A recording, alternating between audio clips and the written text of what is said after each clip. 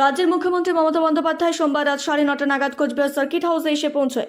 Circuit হাউসের গেটের সামনেই সাংবাদিকদের মুখোমুখি হন তিনি জানান কোচবিহারে মদনমোহন মন্দিরে পুজো দেবেন। সেই মতোই মঙ্গলবার সকালে মদনমোহন মন্দিরে পুজো দেন তিনি।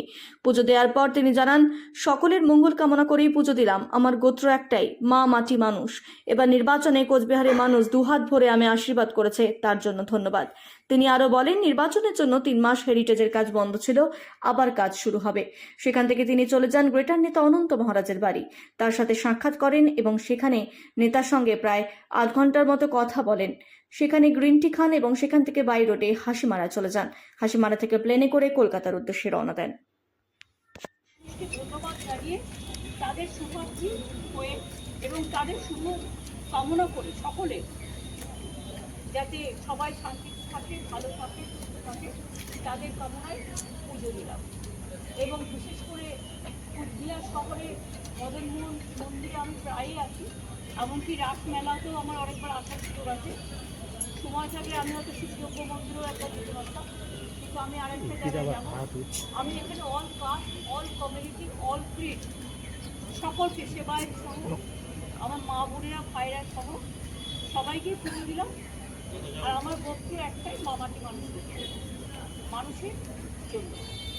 আর যেহেতু কুচবিহারের মানুষ আমাকে হাত তুলে আশীর্বাদ দিচ্ছেন, দোয়া দিয়ে সারা বাংলার মধ্যে, সেই জন্য আমি তাদের কাছে খুবই কৃতজ্ঞ।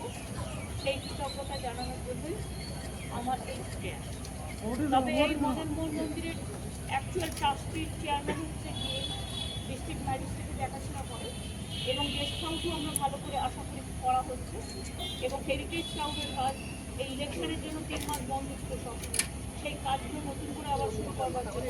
আর হেরিটেজ টাউন কিন্তু one of the best heritage town কুচবিহারে হচ্ছে। সুতরাং আমি মনে করি যে এদের কাজগুলো ইমিডিয়েট আবার ভালো করে শুরু হোক। দিদি দেখতে আসছে আর আমার পরিচয় শুনতে চেল, আমি কোন বংশের সেটা বললাম।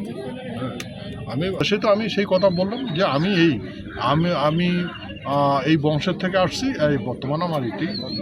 দিদির সাথে কখন যোগাযোগ হয়েছে আপনার? দিদির সাথে তো প্রথম যোগাযোগ হলো বিশ্বমাবী চিলারের জন্মজয়ন্তী, উনি এখানে আসছেন।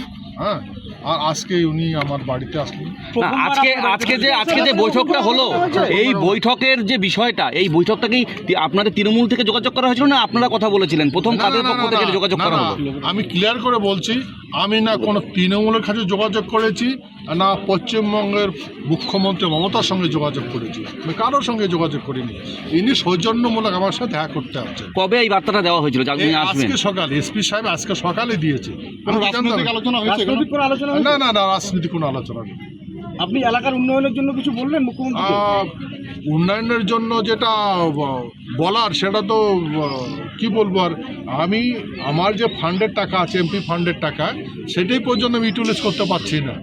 হ্যাঁ, সেই বিষয়ে ডিএম সাহেবের সঙ্গে দেখা করতে গেছিলাম, দেখা করে নেই। এসপির সঙ্গে চিলারায়ের জন্মজয়ন্তীর বিষয়ে আমি এখানে যে 2 বছর এখানে হলো নিউ বানেশ্বরে, এবার আমরা প্রস্তুত নিয়েছিলাম, মাটি কমপ্লিট হয়েছিল। যখন দিচ্ছে না তারপরে আমি এসপি সাহেব গিয়েছিলাম, আমাকে এসপি সাহেব দেখাই করেনি। সেহেতু আমি কি বলবো বলেন, এই বিষয়গুলো কি মুখ্যমন্ত্রীকে বলেছেন? আপনি কি জানিয়েছেন? এই বিষয়গুলো কি জানিয়েছেন? না, এই বিষয়ে বলি নেই, কিন্তু আমি বলেছি যে আমি আপনার সঙ্গে যোগাযোগ করার চেষ্টা করেছি, কিন্তু আমি হয়নি। তো বলছে যে ঠিক আছে, এরপরে কোনো প্রবলেম হবে না বলছে। উনি কি খেলেন? শুধু গ্রিন টি খেয়েছেন, আর বাকি আমরা যতটুকু সত্য করেছি উনি শুধু দেখেছেন।